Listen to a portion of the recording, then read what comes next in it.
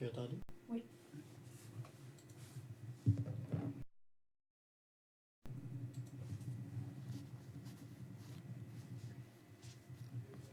It's 7 o'clock. We'll call the meeting to order. Before adopting the agenda, I'd like to make a correction. 21. Today is November 20th. First. 21st. And we have two additions. Oh, a third addition that came in at the end of the afternoon. 8.4. Letter from Karen Madhall from the Mayor of Shelburne. 8.5, a letter from Leland and Anthony, from the warden from the Yarmouth municipality. And 8.6, a letter from Lisa Newell Bain, the Juniper House DG. Thank you. If you're all in agreement with these three additions, we need a motion to adopt it. Proposed by Councillor Leblanc. Councillor Hill, is there discussion? All in favor indicate by saying yes. Against? Motion adopted. 2B, declaration of conflict of interest. Are there items that could put you in a conflict of interest? No? Okay, we'll go to number 3, presentations. There are no presentations tonight. Number 4, adoption of minutes. 4.1, October 17th, 2018, regular council meeting. Are there errors or omissions? Proposed by Danny. Proposed by Councillor Leblanc. All in favor indicate by saying yes. Contrary? Motion passed. 4.2, November 14th, 2018, council and committee meeting. Are there errors or omissions? Proposed by Councillor Thibault, seconded by Councillor DeVoe. All in favor indicate by saying yes. Against? Motion passed. Number 5, business arising from previous council meetings. 5.1, tender roofing of storage building next to the Clare Health Centre. At the last meeting, I presented this tender that we received to fix the roof. It was submitted by Shepcom Construction Limited. The amount was $5,990 plus taxes. The council had said that, based on my presentation, to not accept the tender from Shepcom. We thought it was that the price was high. Afterwards, we discussed with Shepcom, and we reviewed the tender and the specs that we had prepared. We found an error on our part, and when I presented it to you, it was more than the roof. What they put for the full amount was not only the roofing. It also included replacing rotten parts. I'm going to say it in English.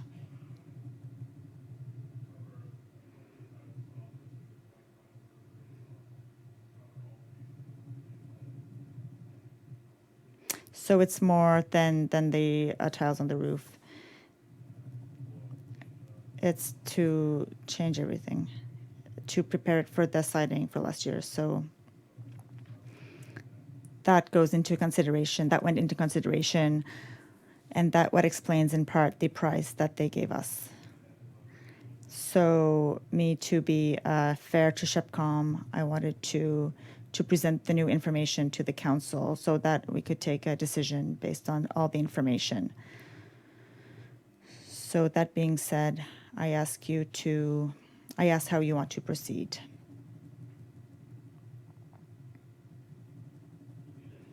Did you discuss Gary and Danielle if it was urgent work on the roof?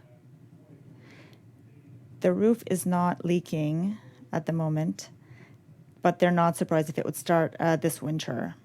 That being said, it's not an insulated building, so if water goes in, it's not going to stay.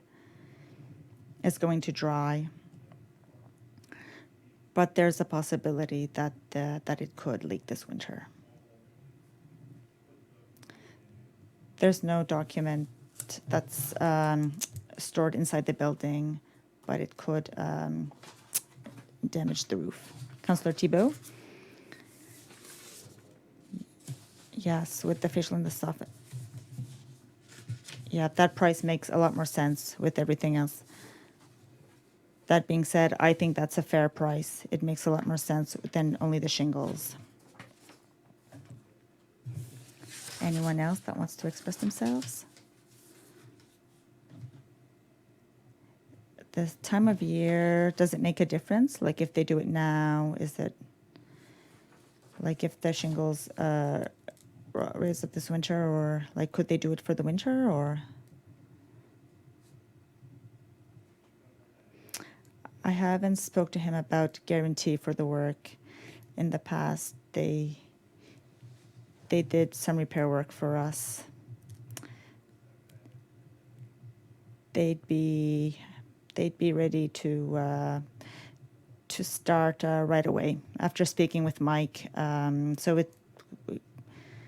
certainly I wouldn't want the work to be done in January or February preferably, but I think it could still be done at this time of year.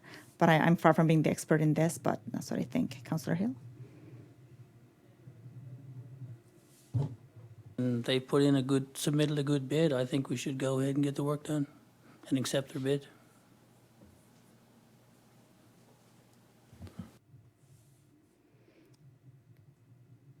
So does someone want to go and propose the motion? Danny, are you making a motion?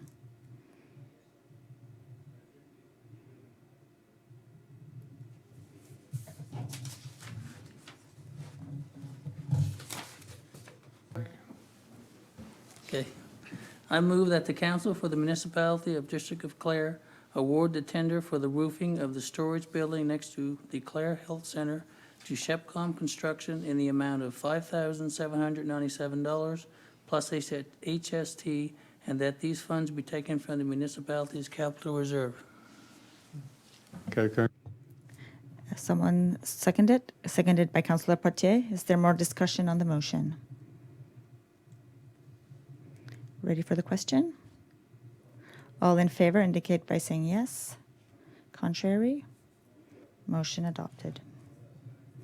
Go to 5.2, grants to organizations, cash flow update. So this is only for information to the council. You asked a few weeks ago just for a little update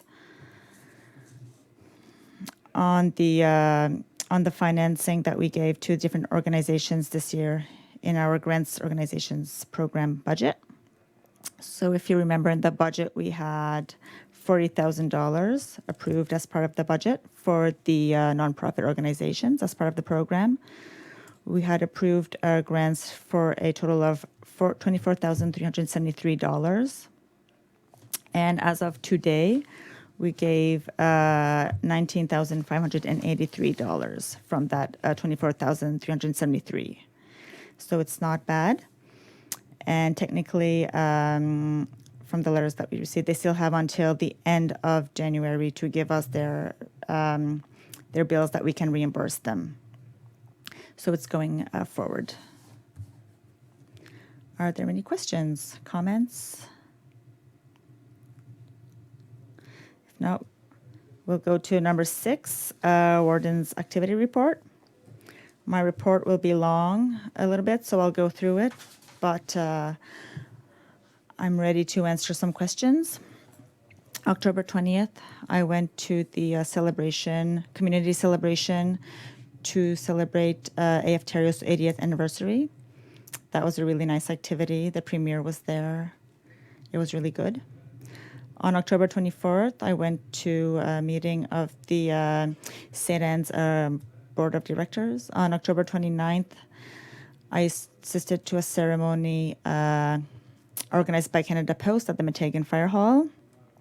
It was to It was to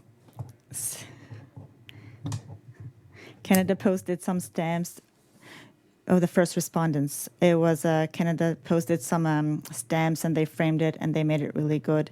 So they presented it to the paramedics and the firefighters and search and rescue. So it was really good. On October 30th, I went to the meeting of the Harborside Lodge in Yarmouth. November 20th. 2nd, the Conseil des Gouverneurs from the St. Anne's University. From 6th to the 9th, it was the fall conference from the NSFM in Halifax. November 9th was the general meeting of the Société Acadienne de Clare at the Clare Golf and Country Club. And that was nice because they did it in the Francophone Immigration Week, and they invited the international students to go. And there was a presentation from Andrea Burke Saunier, and she talked about different accents. It was a really nice evening. November 10th, I went to the banquet that was organized by the Student Association, International Student Association at St. Anne's. 72 hours of multiculturalism at the university, and that was another really nice event, well organized. On November 30th, I went to a meeting and a tour of the medical center with the MLA from Halifax Needham, Lisa Roberts, from the NDP party.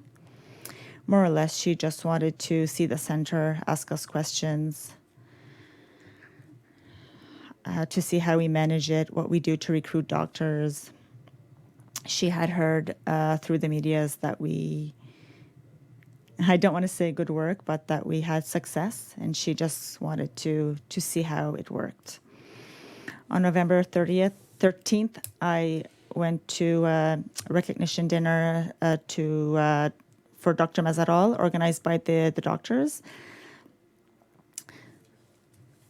So as you know, she went back to school, so we just wanted to thank her for her service at the municipality. On November 15th, I assisted to a thank you dinner for the Grand Fondo Organizing Committee. November 17th, I went to an annual banquet for the St. Bernard firefighters. It was in the new fire hall. It was a really nice evening. Stefan and Neil were there, and everyone seemed happy, I would say. On November 19th, I went to a presentation by the Community Services Department of Nova Scotia. It was presented to Harborside Lodge directors for programs, and that's especially around small options home. Like Harborside Lodge, they tried to, you would call it deinstitutionalize these homes, to take these homes and to close them. But when I say gradually, I mean on 10, 15 years, and make homes in the communities to make people more part of the community. So that was a really good presentation. And November 19th, I met with the president of the International Students Association, Moussa Gay, to discuss of the integration of the students in the community.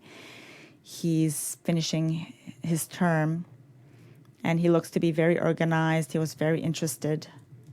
So we decided that maybe after the elections, that we would have another meeting to discuss what we could do to go forward in terms of having the students participate more in the community. So that's my report. Do you have any questions? If not, we'll go to number 7, official statements from the members of council. Are there presentations? Carl? Thank you, Mr. Warden.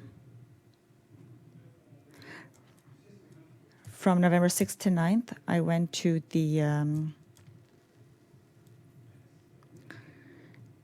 NSFM meetings in Halifax. That was a really good week. I'd just like to say that on November 11th, I had the honor of placing the wreath at the ceremonies on behalf of the municipality and the warden. So I would like to thank the warden to give me the chance to be able to put the wreath on. It really touches me to do that. So really, I'd just like to thank you. Thank you, Mr. Warden. Are there other presentations, official presentations? Brian, Councillor Camo. Abar and Odette DeVos celebrated their 50th wedding anniversary on October 26th. And I sent a certificate in the mail. I just want to say to Councillor DeVoe that I think it's appropriate that we have a veteran put the wreath to represent the municipality. It's a really nice thing. Because since you served, it's really I think it should be you. I think it should be you. I think it's up to you to do it. So thank you to you for having done that.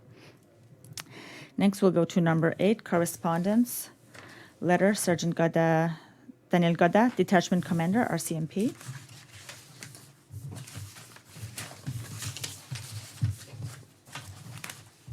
Fifth, 2018, regarding Le Chemin de la Montagne. During the summer of 2018, we have received 4 official complaints from 2 residents dealing with loud ATVs on the roadway, disturbing them, as well as bonfires near the area where locals have been swimming for decades.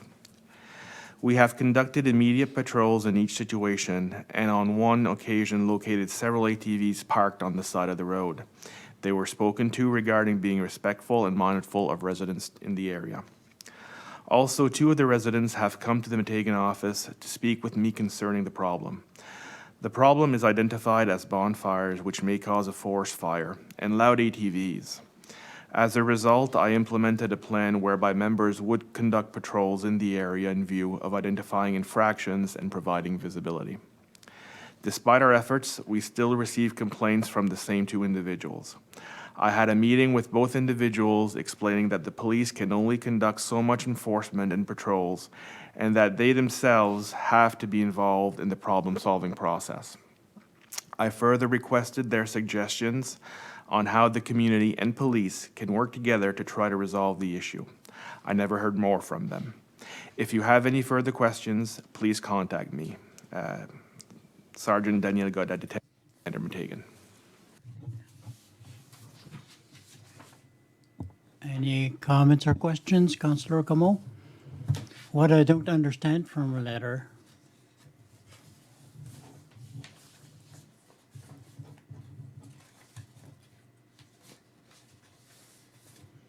I am not aware of complaints that have been received.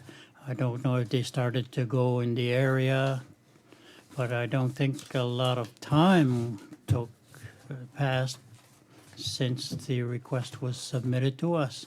I am not aware that there are still complaints being made, but we could make follow-ups with Daniel, with discussing with Sergeant Goda. He had already met the residents, and the discussions have been taking place for a while.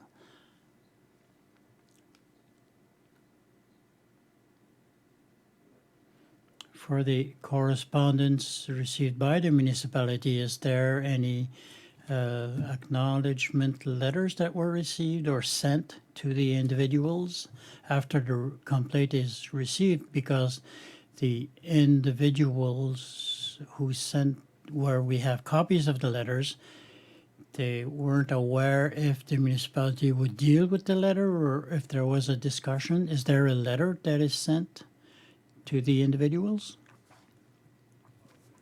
Not all the time, unfortunately. It depends on the circumstances and the nature of the letter. Often we contact the individuals to say that we received a letter, but in this case, I don't think there was an acknowledgement of the letters from our part. But we can communicate with them to let them know that the letter was received, and we communicate with the RCMP afterwards. Any more questions? Oh, we go on to 8.2, Laura Simmons, Executive Director of the Wharf Rat Rally.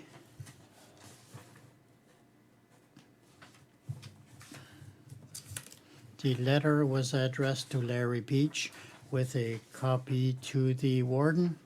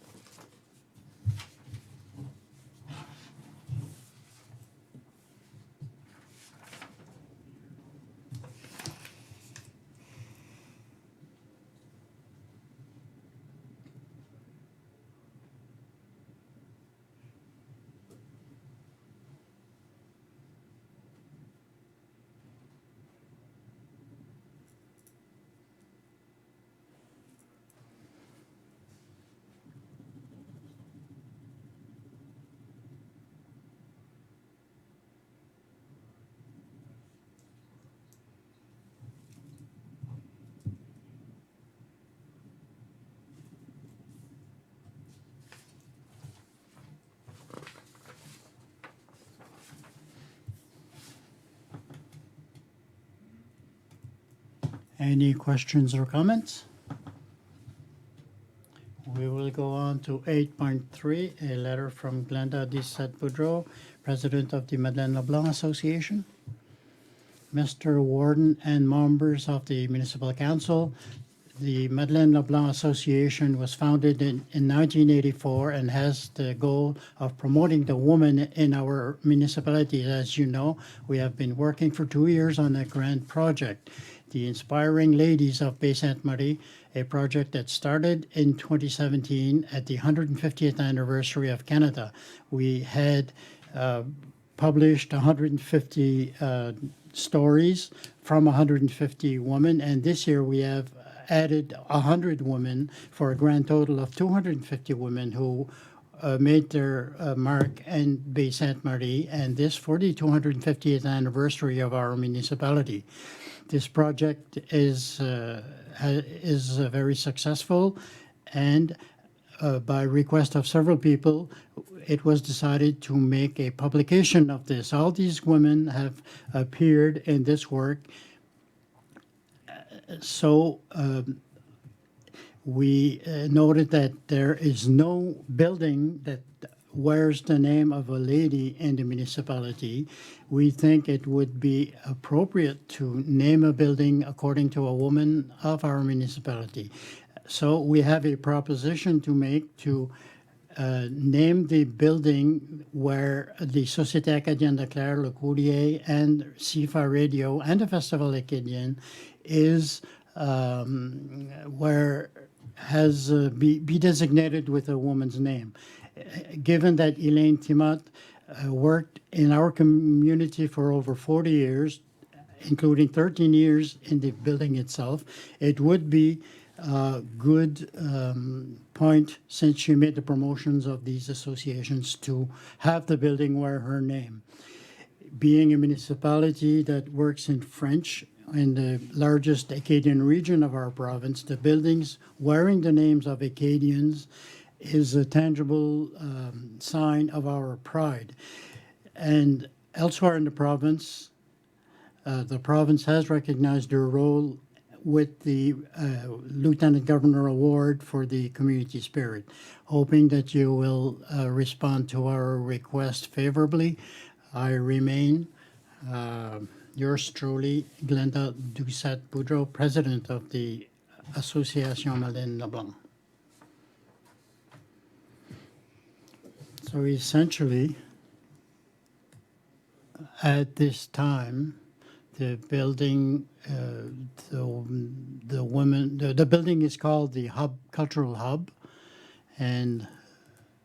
but the two questions would be: is the council interested in changing the name? And secondly, and if we do, what is the process to follow? Because in the past, even when we had the Legion, the Veterans Center, there was a grand process to go through. So I don't know what you think about this. After the Clare Health Center was named, Dr. Lionel D'Entremont, and the Legion was also renamed. The public was consulted to bring out suggestions. The question was, how was the name chosen? Is there a selection committee? The public was consulted, and these are questions. So I think we should have a process or a policy in place to determine how to choose the names of these buildings in the future. We can start now, because it is hard with questions like this. We don't want to forget anyone. Is there anyone? There are a lot of volunteers in Clare. There are some who aren't living anymore, and we should consult the community.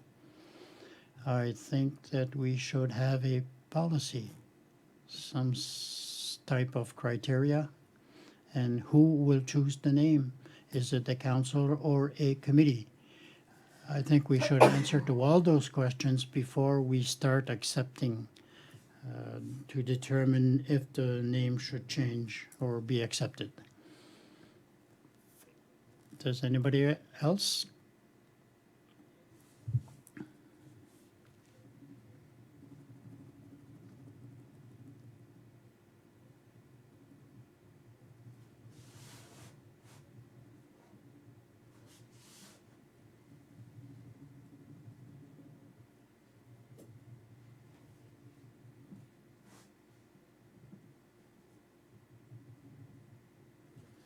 Anybody else? Councillor Thibault? I agree with Councillor Como. If we need a policy, that should be in place, and then we follow it, and then the public should be involved.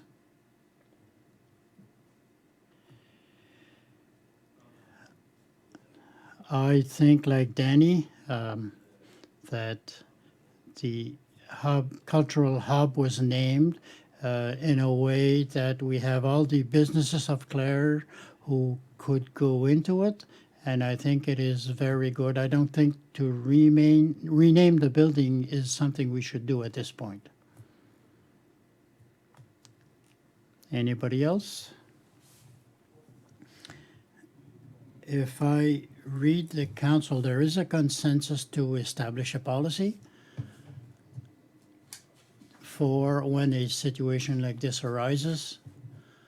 So really, if you all agree, I think we should look into it. It probably doesn't require a motion, but we could work on a policy, and from there we will see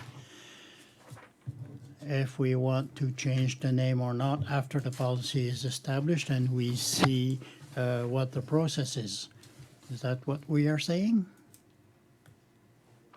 So you all agree with that? Okay, we will go on to 8.4, a letter from Karen Matatol.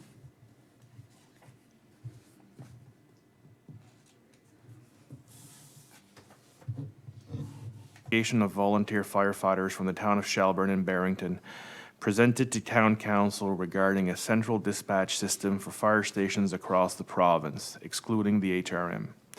The fire chiefs expressed how the idea of a central dispatch would help to strengthen the organizational structure for fire calls and provide accurate, reliable dispatch to the departments. Ambulatory and police services across the province are provided with professional dispatch services where fire dispatch is currently based on a competitive commercial model. The town of Shelburne is grateful for the many volunteers that make up the Shelburne Volunteer Fire Department and would like to support them in opening up discussions around a standard central dispatch to help improve efficiency. Sincerely, Karen Matatol, Mayor, Town of Shelburne. And this letter was copied to all municipal units in Nova Scotia, excluding HRM. She is not asking, it's not requiring any action, it's just to make us aware. By saying that, I don't know if anybody has any comments on the letter. Councillor DeVoe? Thank you. As a paramedic, we are all dispatched, the whole province is dispatched from one area in Burnside, and that is what they want. It works well for us, but for us as ambulance drivers, we don't have much of a choice. We are just a large company, and by saying that, the firemen all have their own, they're not all on the same dispatch. It's not one big company. It works well, yes, but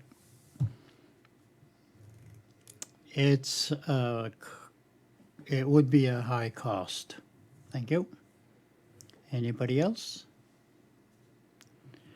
Just a small comment on this.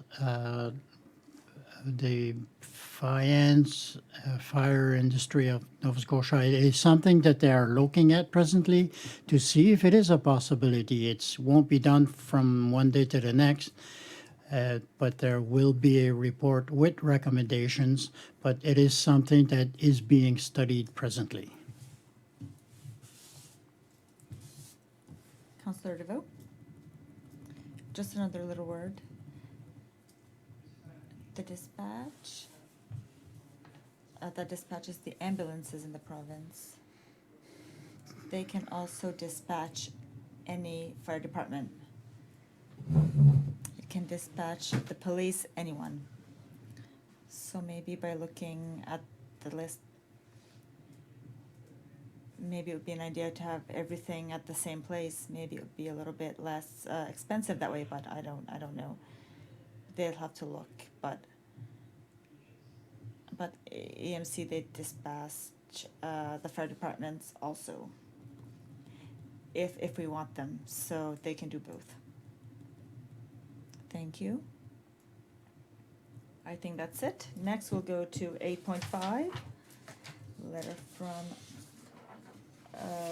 Leland Anthony, Warden of Yarmouth Municipality, and this letter is addressed to Municipality of Argyll and Clare.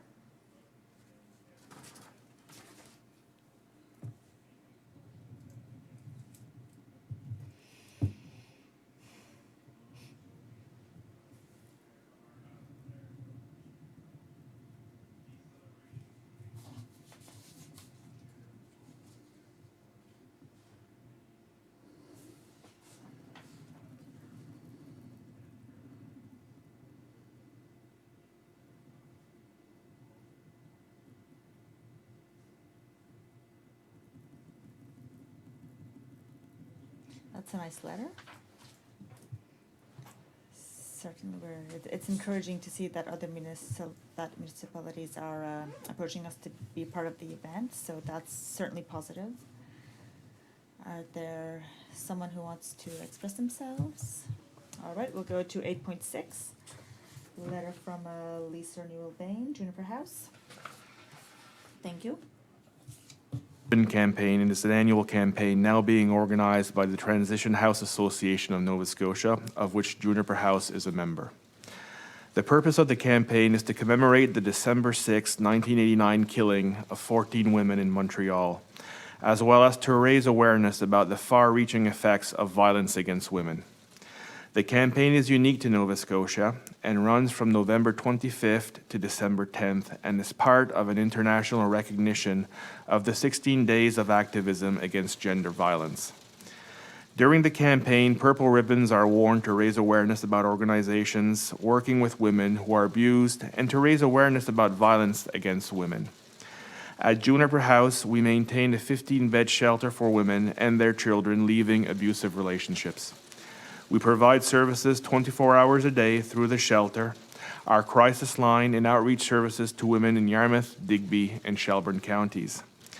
Juniper House is a nonprofit organization based on the belief that a woman has a right to personal dignity, safety, and freedom from fear and physical and or psychological coercion.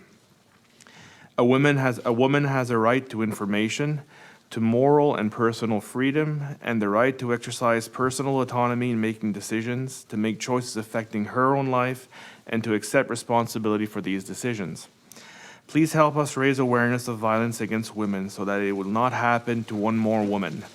I am enclosing a small number of purple ribbons, and I would ask your council and employees to consider wearing them for the length of the campaign to show the community your support for abused women and their children, and your desire to live in a community that is free from violence. Again, and as always, thank you for your support. Sincerely, Lisa Newell-Bain. We could maybe put them at the committee council meeting in December and take a photo of everyone. And Amy could maybe help us to put that on our Facebook page and other things. If you want to adopt that approach, that's just a suggestion. You all agree with this? I mean, you can all wear them anytime, but to show the support, we could do that at the next meeting. Okay, next we'll go to 9, Chief Administrative Officer's report. Thank you. Just a little overview of the projects. There are currently 3 projects in the Public Works Department. There's the SCADA system.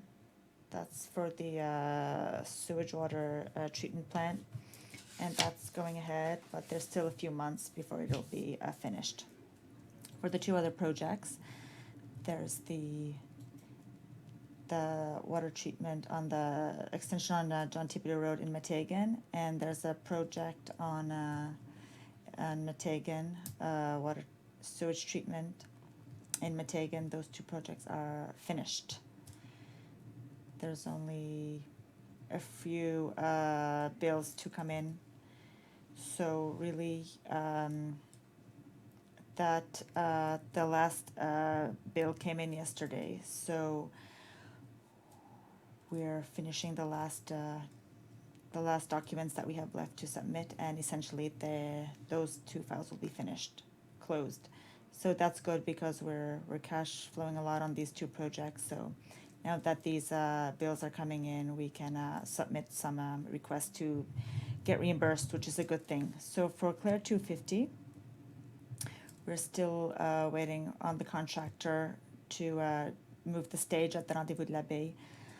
Up to this point, we have a little bit of difficulty to coordinate a date for the work, so we're not sure yet when that will be conducted, but hopefully it will be done sooner rather than later.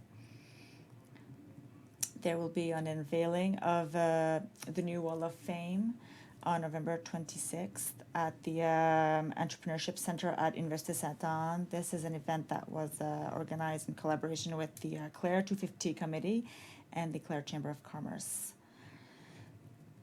The Christmas tree lighting, the municipal Christmas tree will be at the Clare Veterans Center on December 1st from 2 to 4 in the afternoon. This year, the ceremony will also recognize the Clare 250 anniversary, so there will be a special theme at this year's ceremony. And finally, for Clare 250, we're still looking at the possibility to have one last event in December to close off the year, but that's something that we'd like to do depending if there's snow. So it's really the weather that will determine if the event will be held or not. So we don't have all the details yet, but it's something that'll happen, I imagine, pretty quickly if it does. So what's for the cultural hub? No new developments. We're still waiting for the sign to be done. The lighthouse at the Cape Sainte Mary, all the funds coming from the federal government have been spent, and the project has been done. So the beautification program from the province, there's still some work to be done with that program. That includes covering the base of the monument. And there's a small cement structure we want to cover. There's a cement sidewalk. What covers the picnic tables, things we want to do. There's also a shelter we want to do for the toilets. So we spoke with a company from the area today that expressed interest in doing at least a part of the work. So we hope that they'll be able to do all of the work, but we'll see. So we're going to meet them on the site on Friday to start the proceedings. So for the fire hall in St. Bernard, there's a little bit of work left to be done, electrical work, construction work, especially to connecting with the generator outside of the building. We still have to change the doorknobs on the front door to be compatible with the alarm system. Nova Scotia Power was supposed to go on site today to do their last inspection. And finally, for the municipality, the final occupancy permit will be delivered Friday of this week. So from here to Friday, we're hoping that everything will be done. The Clare Veterans Center, as you know, we're looking at work to be done on the room in the basement to change it into a multi-purpose room. We received 3 bids, so that I'll talk about it later tonight in the under new business, 11.1 and 11.2. So for the rural internet, no big change since my last report in October. Still discussing with Mainland. As I mentioned in October, we're looking at a solution with fiber optics to the house. In the regions that have less people, it will be wireless. At the moment, the exact routes for the fiber optics have not been finalized, but we're looking at substantial coverage for the municipality. So it's something that's very encouraging.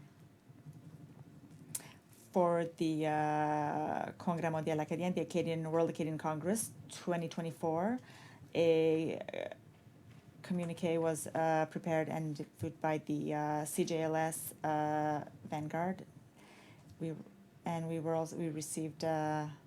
They haven't come out with a report yet. A Facebook page will be launched within a week, probably. With our partnering organizations have expressed interest in supporting the event, and we received a nice letter tonight from the municipality of Yarmouth. 2 public consultation sessions will be held for the event. The first one will be held in Argyll on December 11th. The second will be held in Clare on December 12th in the Clare Veterans Center. It will be style 5 à 7, 5 to 7, a little bit of food, a little bit of music maybe. Alistair Sudet will say a few words as a spokesperson for the committee. Martin Teberge, who is the consultant that helped to guide the committee's efforts, will also do a presentation regarding the event and our progress up until now. So it's just to engage the public, invite them to give us their comments and give us their ideas. And finally, I was also asked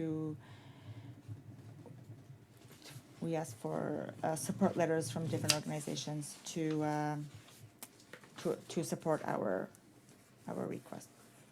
Oh, and I also forgot, as part of the submission, we must prepare a budget for the event.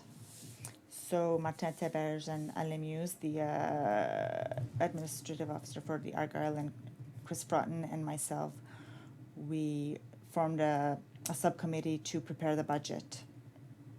So it's something that we hope that we can present early December for your consideration. So for the finances, on October 31st, 2018, the municipality had revenues of $8,464,052, expensive $6,646, for a net revenue of $2,650,500. October 31st, the municipality had a balance of $1,393,086 in its operating fund, $115,710,000 in its capital fund, and a total in reserve of $3,796,318,000. The $3,796,796, the operating reserve. 2,369,000. $3,369,375. Landfill closure, $321,832, and our gas tax reserve, $600,402. For the gas reserve, $660,000 does not include the amounts for this year. We have $376,000, and we received confirmation from the province yesterday that the first deposit of $193,216 will be received by the end of the month. If you allow me to return to the balance of our operational funds, it was a lot of figures, but the $1,300,000, that's dated the 31st of October. If you remember, we had in lieu payment for the medical center of $1,250,000, a temporary payment while we wait for these funds from the provincial corporation. The 1.4 million, that is still a considerable amount, but it is a lot less than usual. The 1.5 million, we received it from the Municipal Finance Corporation in November, so our operation funds is closer to the 2.6 million, which is normal. At the intern, the projects we are working on. The municipality took possession of the St. Albert School on November 1st. There is a letter for tender call is being prepared for the future use of the site. It is still a draft, but the intention will be to present you the document on December the 5th for your consideration before we go to a public tender. We are working on a subdivision bylaw. We prepared a draft, and this will be prepared by the bylaw committee on the November 28th meeting. The lawyer of the municipality, Lynette Muse, will be present at the meeting to work with the committee and answer questions. And from there, if the committee is satisfied with the proposed bylaw, we will present it to council, and we hope to present it in December for a first reading. Our discussions with the province regarding the municipality of Clare as a bilingual municipality is going forward. The discussions are very favorable.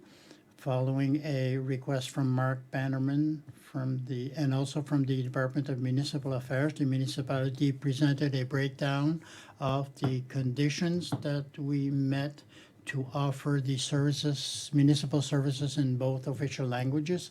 It is not a complete list in the sense that there are a lot of intangible costs which are hard to define, but we did our best.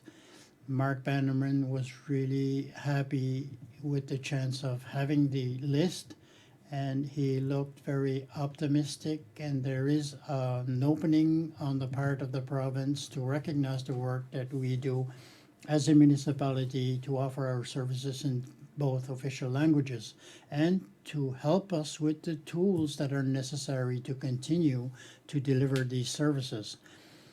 So this is a discussion that is ongoing, and it's working very well.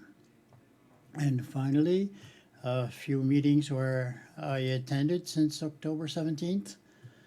The same meetings as the warden mostly, but I attended the annual meeting of the Acadian Federation on October 20th. I worked with the NSFM, and that was at the level of our policies on purchasing. I did an interview with Donnelly Mouton from Quantum Communications, and the focus of her article was on projects touching or managed by official language communities as a minority group regarding financing from ACOA. I participated in the article, but I don't know when the work will be done, but she was grateful for our participation.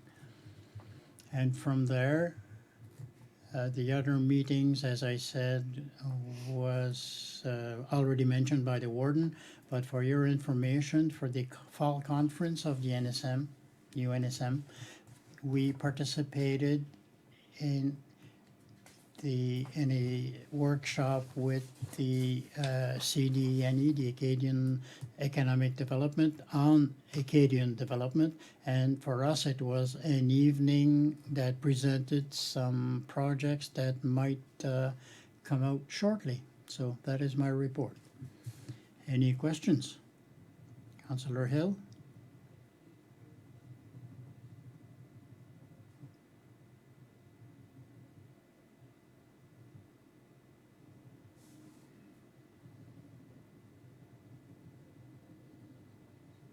Thank you, Danny.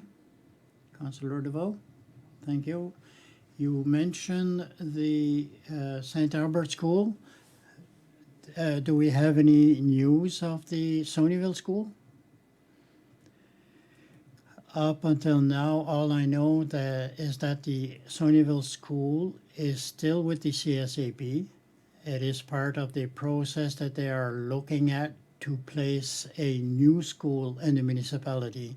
So what I was told is as long as the placement has not been determined for the school, they will keep it to determine if it is a potential for a future new school.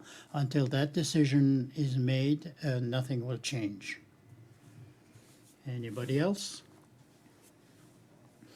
Also for the World Acadian Congress in 2024, as a procedure, the council had approved $12,500 to go forward with the request. This is only to clarify. If it is a good request, I think we will have the support, but at the end of the process for the request, we will need a motion from the Clare Council to approve the request and to submit it, and the same thing must happen in Argyle. So this is just for your information.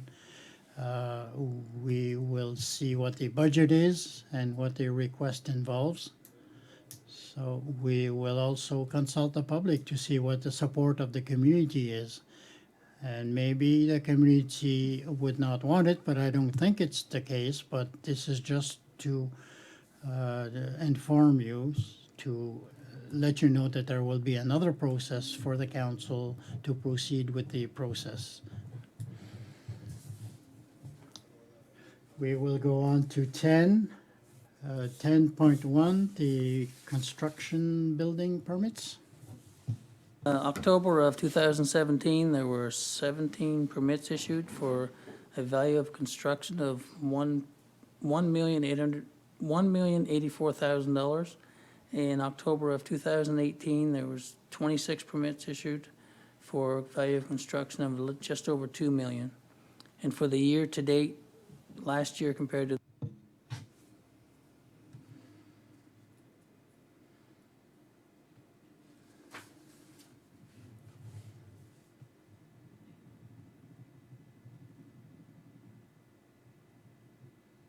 Any questions? We'll go on to new business, 11.1. Motion to award tender renovations to the lower hall and the Clare Veteran Center.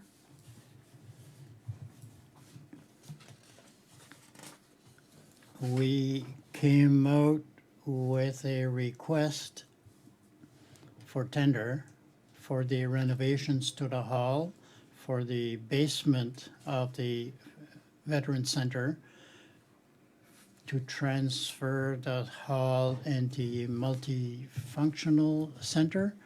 The first request came out earlier this summer, but the amount was more than budgeted. We chose not to accept it.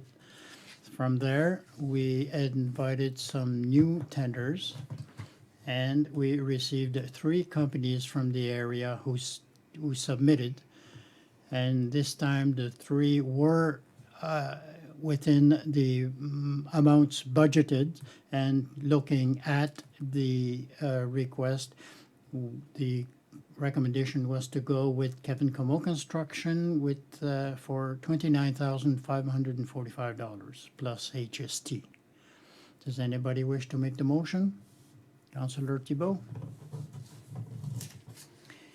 I move that the Council for the Municipality of the District of Clare award the tender for the renovations to the lower hall at the Clare Veteran Center to Kevin Como Construction Limited in the amount of $29,545 plus HST, and that these funds be taken from the municipality's capital reserve. Seconded by Deputy Warden Doucette. Any discussion on the motion? All those in favor indicate by saying yes. Contrary, no. Motion is carried. 11.2, motion to award a sprung floor in the lower hall at the Clare Veteran Center. This second tender is part of the renovations at the same hall, at the same room. We decided to have separate tenders because the work is a bit more specialized, and that is really for the construction and the installation of a sprung floor that will allow a variety of activities in the hall like dances, gymnastics, senior activities, yogas, etc. There is a list of organizations who are interested in using it, as well as our own recreation department to use it for their own activities.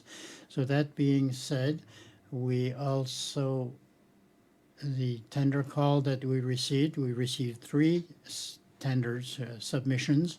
The three were inside the budgeted amounts. And while looking at the tenders and with the staff and myself, we decided to grant the amount to Kevin Camo Construction in the amount of $28,361.61 plus HST. Does anybody wish to make the motion? Councillor LeBlanc?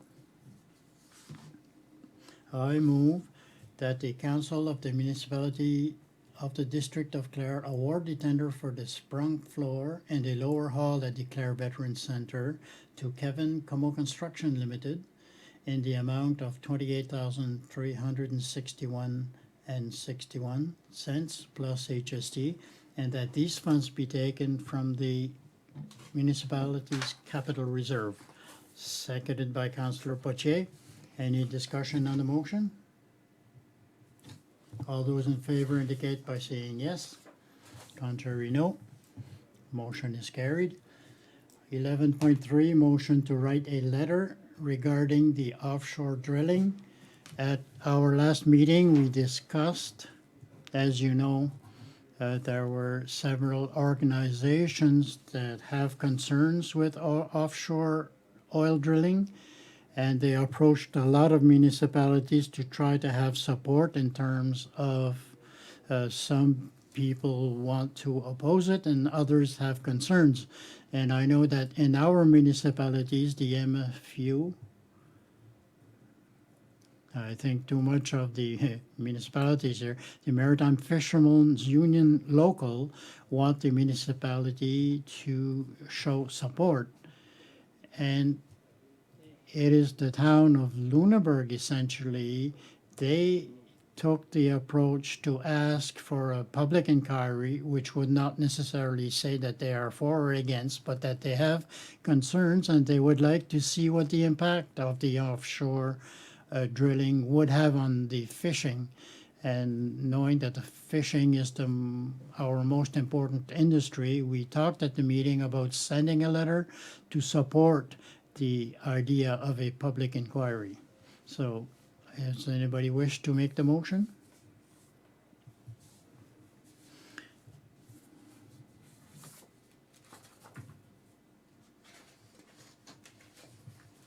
Sure, so I'm willing to make the motion. I move that the Council for the Municipality of the District of Clare write a letter to the Province of Nova Scotia asking them to conduct a full and independent public inquiry into the pros and cons of the oil industry exploration in the offshore Nova Scotia. Okay, Anybody wish to second that? Councillor DeVoe? Any discussion on the motion? We could copy Joël Como, president of the MFU local for Clare. So are you ready for the vote? All those in favor indicate by saying yes. Contrary, no. Motion is carried.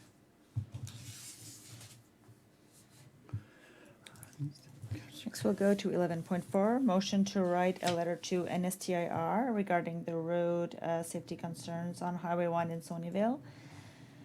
So at the council committee meeting, we discussed that there had been an accident in Sonyville, and if you go by the in Sonyville, what would you call it? The curbs.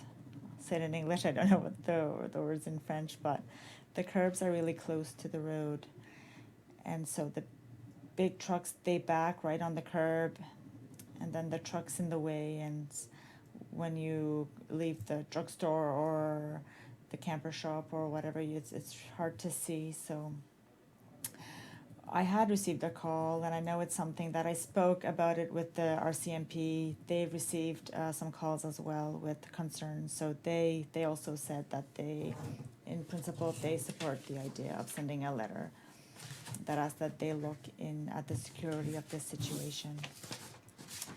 So if someone wants to pass the motion? Councillor LeBlanc? Maybe I'm going to check just to say, I'll just say curb. I move that the Council for the Municipality of the District of Clare send a letter to the Nova Scotia Department of Transportation and Infrastructure Renewal, asking them to complete a study of a section of Highway 1 in Sonyville due to the potential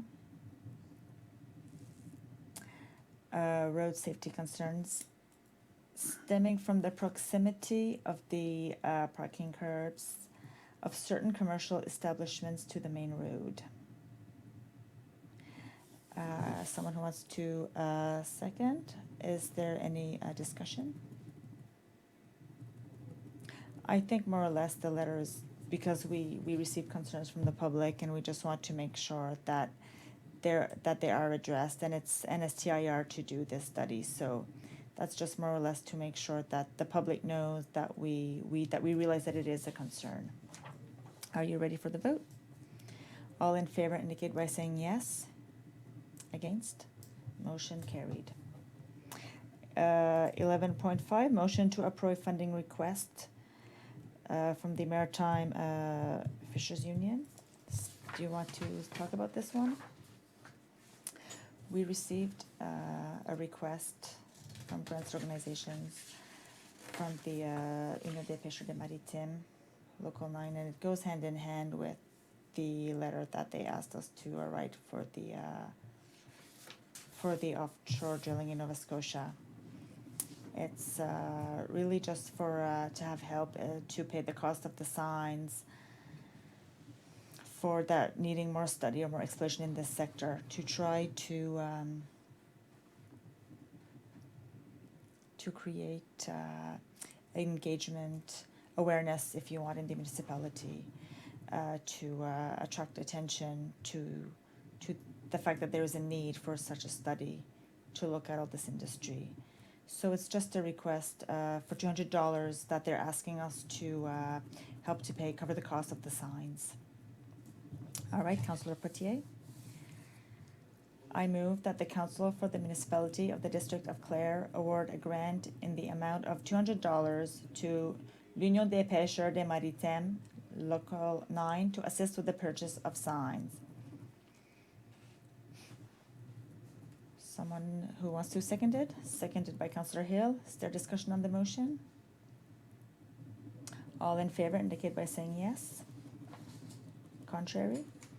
Motion carried. 11.6, motion to award tender, volunteer fire service vehicle assessment. Thank you.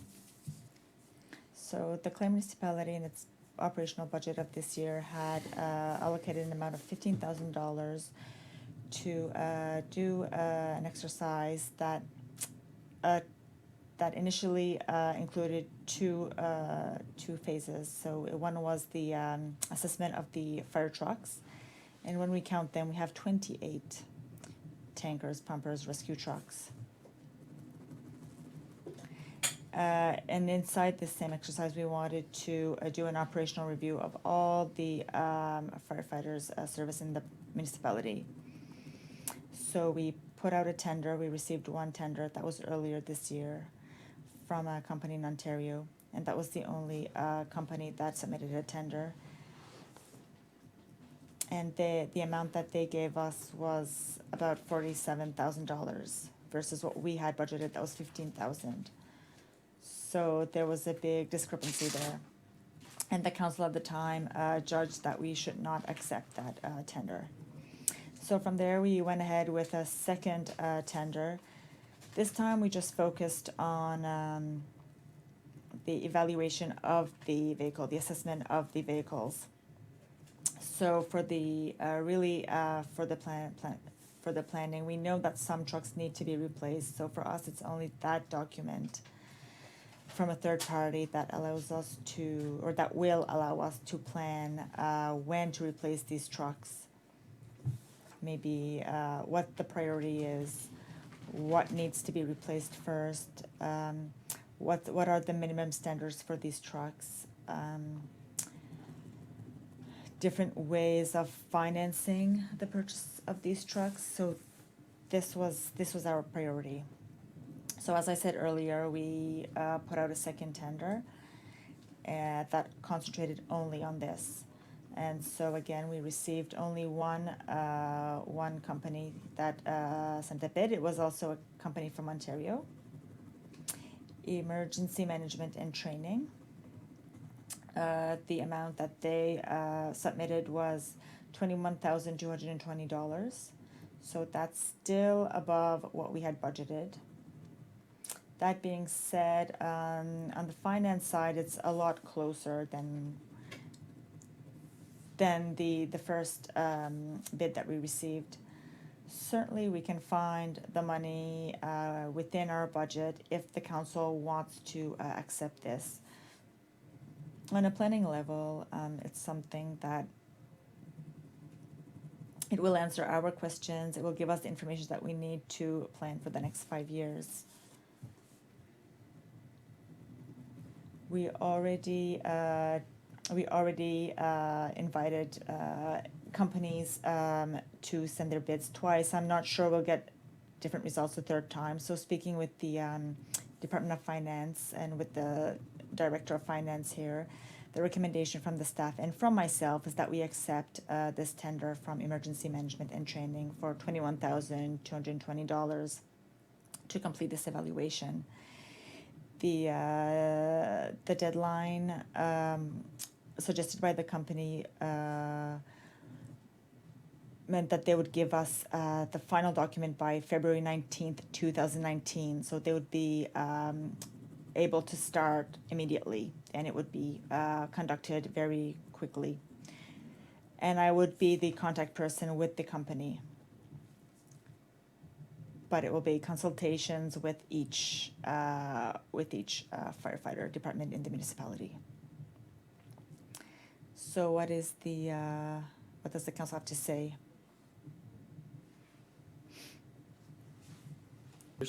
And it should be noted that we did try to find an individual or a group from the province before we sent it out to tender. I move that the council for the municipality of the District of Clare award the tender for the volunteer fire service vehicle assessment to Emergency Management and Training Incorporated in the amount of $21,220 plus HST. Seconded by Councillor Doucet. Any discussion on the motion? I think it's important that the public recognizes that the number of trucks that need to be replaced, it's a big amount of money. We're talking in millions of dollars. So I think for us, we're not experts in these trucks. So I think it's a good move that the council do this, because at the end of the day, it means a lot of money for the taxpayers. So this way we have a document that guides us, that will guide us through the process. So and on that point, if you look at the plans from capital plans from firefighters throughout the municipality and their request, we need there would be 9 trucks with a $3 million total, $2.8 million for the truck. So as the ordinance said, they're big. It's a big amount. And also following the point of Councillor Hill,